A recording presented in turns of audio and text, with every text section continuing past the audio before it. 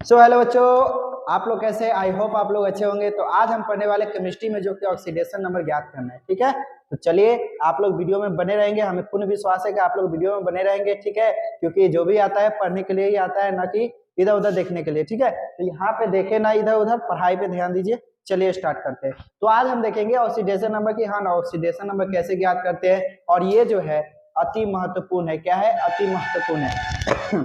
ये जो होता है हर एक बोर्ड में, चाहे वो 10th का बोर्ड हो, 11th 12 हो, तो वो सभी में क्या होता है, ऑक्सीडेशन नंबर ज्ञात करने के लिए आता ही आता है। ठीक है, मान लो किसी पे हम क्या कर देखते हैं कि प्लस चार्ज होता है, किसी पे प्लस चार्ज होता है, तो किसी पे मान लो कि माइनस चार्ज होता है। आखिर ये होता कैसे, ये भी एक दिक्कत वाली बात है। ठीक है, तो यही सब आप देखेंगे कि ये आखिर होता कैसे है। ठीक है, चलो हम स्टार्ट करते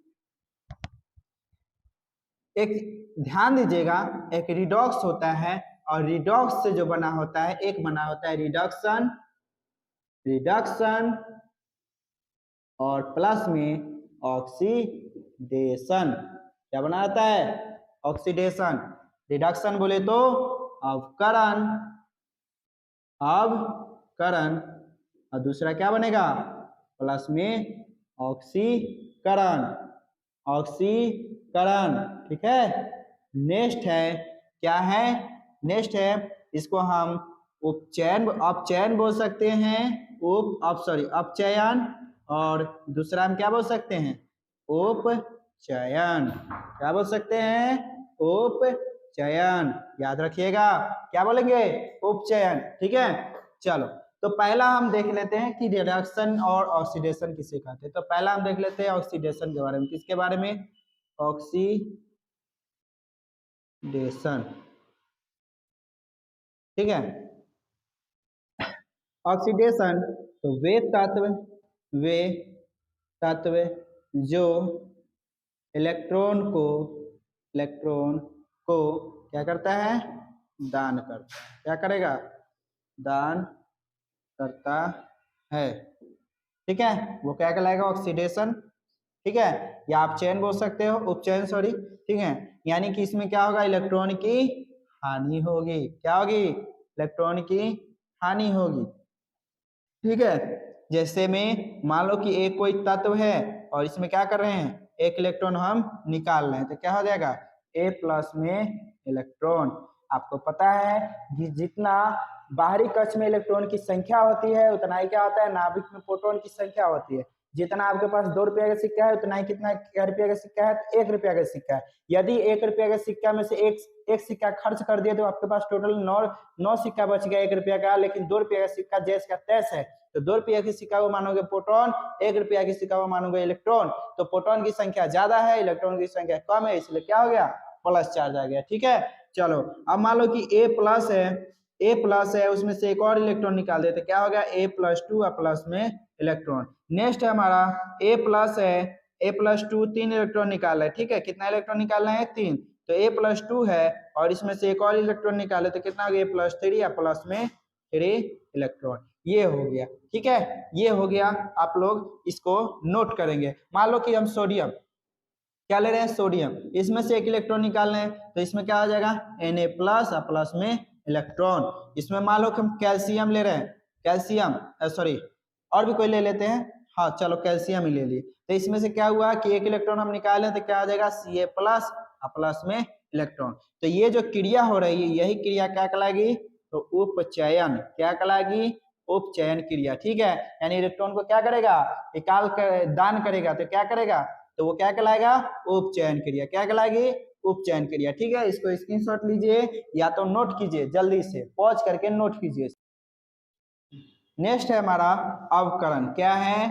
अवकरण। क्या है? अवकरण, यानी कि रिडक्शन। क्या है?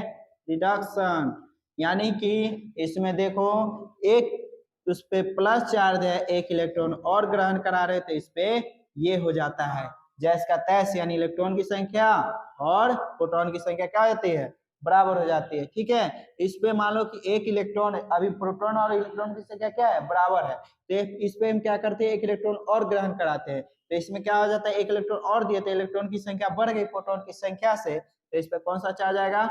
माइनस चार्ज आएगा। ठीक है, अब मान लो बी है तो बी प्लस है, उस पर हम एक और इलेक्ट्रॉन क्या कर रहे हैं, दे रहे हैं, तो सॉरी बी माइनस है ना, बी माइनस है, ठीक है, बी माइनस मान लो, प्लस माइनस कुछ भी मान लो, तो यहाँ पे एक इलेक्ट्रॉन और दे रहे हैं, तो यहाँ पे क्या हो जाएगा बी माइनस टू, ठीक है। चलो वैसे ही और ले लेते हैं, मान लो क्लोरीन है, इस पे क्या है कि माइनस चार्ज है, क्या है माइनस चार्ज, इस पे हम क्या कर रहे हैं, एक इलेक्ट्रॉन और दान कर रहे हैं, तो क्या हो जाएगा Cl माइनस टू, ऐसे होता है। तो इसमें क्या होता है, तो इसमें जो होता है, इसमें लिख लेंगे इलेक्ट्रॉन की क्या होती है, प्राप्ति होती है, क्या होती है, प्राप्ति होती है। फिर लिखेंगे एक और, जो इलेक्ट्रॉन, वे तत्व जो इलेक्ट्रॉन को क्या करेगा, ग्रहण करेगा, क्या करेगा, ग्रहण करेगा, वो क्या कहलाएगा। अब ये जो क्रिया हो रही है बीच में, ये जो क्रिया हो रही है ये क्या कहलाएगी, ये कहलाएगी, अब सॉरी क्या बोलते हैं, अपचयन, क्या कहलाएगी, अपचयन, क्या कहलाएगी, अपचयन, ठीक है। चलो इसको आप लोग नोट करेंगे। चल चल तो अब हम कुछ देखेंगे, कुछ ऐसे एलिमेंट्स को देखेंगे कि जिस पे ऑक्सीकरण संख्या ऑलरेडी होती है, और उसको आपको याद रखना पड़ेगा ताकि अन्य जो एलिमेंट्स है उसका ऑक्सीकरण संख्या ज्ञात कर सके, ठीक है। तो चलिए वो कौन कौन से एलिमेंट्स है थोड़ा देख लेते हैं, ठीक है। तो पहला है फर्स्ट ए ग्रुप का, फर्स्ट ए समूह का, तो उसमें कौन कौन से आते हैं, तो उसमें आते हैं हाइड्रोजन, हाइड्रोजन, लिथियम, पोटेशियम, रोवेडियम, है ना, पोटेशियम के बाद सॉरी सोडियम भी होता है ना, लिथियम के बाद सोडियम, सोडियम, पोटेशियम, रोवेडियम और सीजियम, ये जो आते हैं इस पे जो ऑक्सीकरण संख्या होती है यानी ऑक्सीडेशन नंबर जो होती है, ऑक्सीडेशन नंबर वो होता है +1, यानी इस पे भी +1, इस पे भी प्लस, इस पे भी प्लस, इस पे भी प्लस, इस पे भी प्लस, इस पे भी, ठीक है। सभी में क्या होता है, प्लस चार्ज होता है। इसको हम अभी मिटा देते हैं ताकि आप लोगों को दिक्कत ना हो, ठीक है। चलो नेक्स्ट है हमारा समूह 2, ठीक है, समूह 2 या वर्ग 2 समूह लिख सकते हैं। चलो इसमें क्या है कि इसमें जो आता है, इसमें आता है बेरियम, मैग्नीशियम जो तत्व है, उसके बाद कैल्शियम, एस्ट्रोसियम, उसके बाद हो जाएगा हमारा बेरियम और पैथेनॉल। ये जो होता है इसमें जो ऑक्सीडेशन नंबर होती है, ऑक्सीडेशन नंबर वो होता है +2, कितना होता है, +2, कितना होता है, +2, ठीक है। नेक्स्ट हम देखते हैं 16वें वर्ग का, कितना का, 16A या 16 समूह, है ना, 16वें समूह, ठीक है। तो इसमें जो आता है, इसमें आता है आपका ऑक्सीजन, सिर्फ और सिर्फ कौन, ऑक्सीजन। तो इसमें चार्ज जो होता है ऑक्सीडेशन नंबर वो होता है -2, कितना होता है, -2। नेक्स्ट है हमारा वर्ग 7A यानी समूह कितना का, तो समूह 16 का, ठीक है, सॉरी 17 का, है ना, 17 का। तो इसमें कौन कौन से आएंगे, तो इसमें आएंगे आपके फ्लोरीन, क्लोरीन, ब्रोमीन और आयोडीन। तो इस पे जो चार्ज होता है यानी ऑक्सीडेशन नंबर जो होता है, ऑक्सीडेशन नंबर वो होता है -1, कितना होता है, -1, ठीक है। तो ये जो कुछ जो तत्व है उसके जो ऑक्सीडेशन नंबर है यानी ऑक्सीकरण संख्या जो चार्ज है उसको याद रखना पड़ेगा, ठीक है। इसको याद रखना पड़ेगा, आप लोग इसको स्क्रीनशॉट लीजिए और नोटबुक में नोट कर लीजिएगा, ठीक है। चलिए चलो अब कुछ क्वेश्चन आंसर करते हैं, ठीक है। इसी पे आखिर हम ऑक्सीडेशन नंबर निकालेंगे कैसे, अगर मान लो किसी का नहीं ज्ञात है तो उसको ज्ञात करना तो जरूरी है। तो क्वेश्चन है एक, क्या क्वेश्चन, KMnO4 में Mn की ऑक्सीकरण संख्या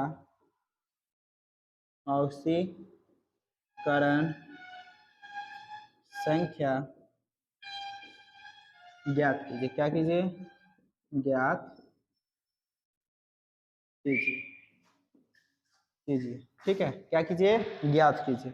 अब ध्यान दीजिएगा हमने तो बताया कि पोटेशियम का कितना होता है, तो पोटेशियम बराबर भाई होता है +1, लेकिन पहले हम पूरे का लिख लेते हैं। तो KMnO4 इज इक्वल टू 0। क्यों 0? तो इस पर कोई चार्ज नहीं है। देखो अभी कोई चार्ज दिखाई दे रहा है? यौगिक पे कोई चार्ज है? नहीं, यौगिक पे कोई चार्ज नहीं है, तो क्या हो जाएगा? 0 हो जाएगा। ठीक है, अब लिखते हैं K बराबर +1, कितना? +1।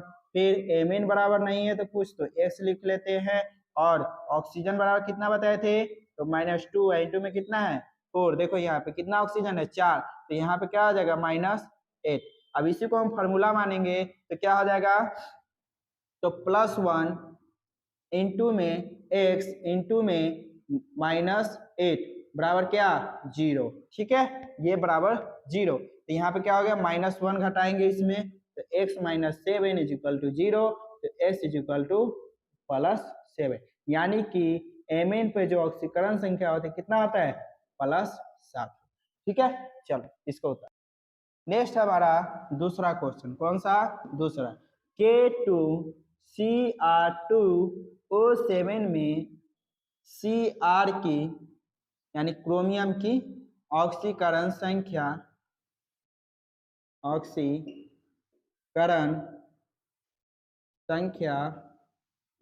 क्या कीजिए? ज्ञात कीजिए।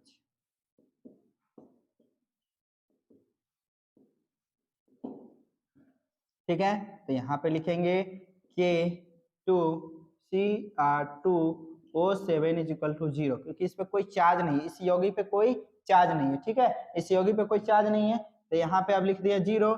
तो K2 बराबर क्या हो जाएगा? हम पहले ही बताए +1 चार्ज होता है पोटेशियम पे, इंटू में क्या हो जाएगा? 2, तो क्या हो गया? +2। अब ध्यान देना, फिर हम जाएंगे Cr पे यानी क्रोमियम पे, तो क्या हो गया? तो x इंटू में 2, x इंटू में क्रोमियम का कुछ नहीं है तो x मान लिया, इंटू में क्या हो गया? 2, तो इज इक्वल टू क्या हो गया? 2x। ठीक है, अब ऑक्सीजन का है तो ऑक्सीजन में 7 ऑक्सीजन है और -2, तो इंटू में 7, तो इज इक्वल टू कितना हो गया? तो ये हो गया -14, यानी ठीक है। अब इसी को फार्मूला मानेंगे तो क्या हो गया? तो यहाँ पे लिखेंगे +2 इंटू में 2x इंटू में -14 इज इक्वल टू 0। तो यहाँ पे प्लस है, यहाँ पे माइनस है, तो घट गया, कितना बच गया? तो -12 इज इक्वल टू 0। तो 2x इज इक्वल टू +12 बटे +12। अब x इज इक्वल टू कितना हो गया?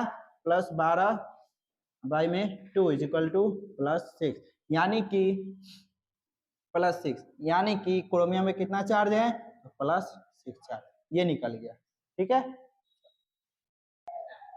चलो तीसरा क्वेश्चन है H2O7 -2, H2O7 में S की, किसकी? S की ऑक्सीकरण संख्या, ऑक्सीकरण संख्या क्या कीजिए?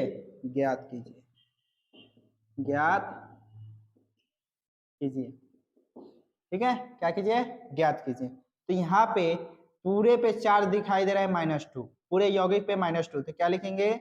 H2O7 -2 is equal to +2, sorry -2। ठीक है, -2 चार्ज है तो -2। ठीक है, एस पे कितना चार्ज है? तो एस पे कोई चार्ज नहीं है, क्योंकि एस क्या है? एस का ही निकालना है, एस का ही निकालना है, तो एस को हम क्या मानेंगे? एक्स। कितना एस है? तो यहाँ पे सल्फर है 2, तो क्या हो गया? 2x। ठीक है, अब ऑक्सीजन का है तो ऑक्सीजन कितना दिया हुआ है? 7 दिया हुआ है।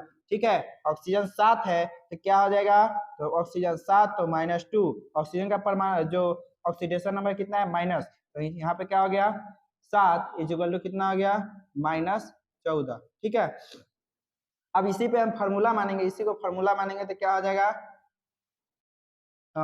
2x इंटू में 2x इंटू में क्या हो जाएगा? -14 इज इक्वल टू -2, तो 2x इज इक्वल टू कितना हो गया?